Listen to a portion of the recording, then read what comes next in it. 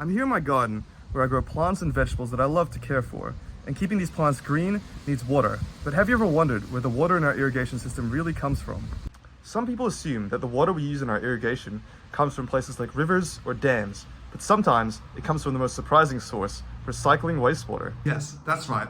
A lot of the wastewater we actually flush down our toilets is actually recycled and used for many different purposes.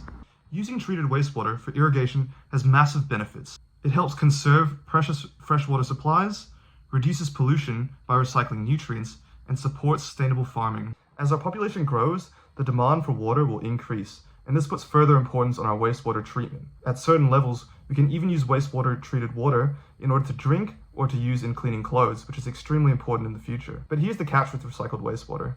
If we aren't properly treating our recycled wastewater, pathogens like bacteria, viruses, and even parasites of all sorts can get into our treated wastewater and survive, and even regrow in our wastewater systems. If these pathogens make it into our agricultural irrigation system, this could be extremely problematic for multiple reasons. But mainly, if people eat the raw vegetables that were used in this irrigation system, they could contract some of these pathogens.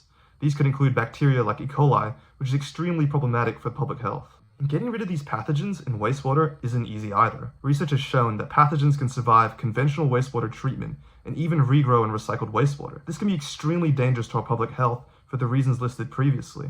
But it's not all bad news. One promising approach to treating wastewater is by using a new process called Advanced Oxidation Process, or AOP. And basically AOPs use oxidation molecules to destroy DNA and protein in pathogens, and this prevents them from regrowing.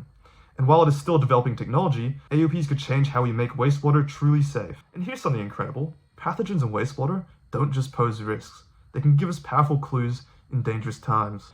During the COVID-19 pandemic, scientists began testing wastewater for traces of the virus. They were able to detect it days or even weeks before people showed symptoms or tested positive. Think of wastewater monitoring like checking the health of an entire city without needing to clinically trial each person to check if they have COVID-19 or various other pathogens. It allows us to triangulate where these viruses are coming from and how to deal with them, as well as variants which may have come out over time through our wastewater systems. So instead of fearing wastewater and the pathogens that it may carry, we should really learn to embrace it as it really is. A sustainable resource which can really help us triangulate outbreaks in viruses, pathogens, and various bacteria. By investing in wastewater infrastructure and treatment, we can turn what was once our enemy into our greatest ally.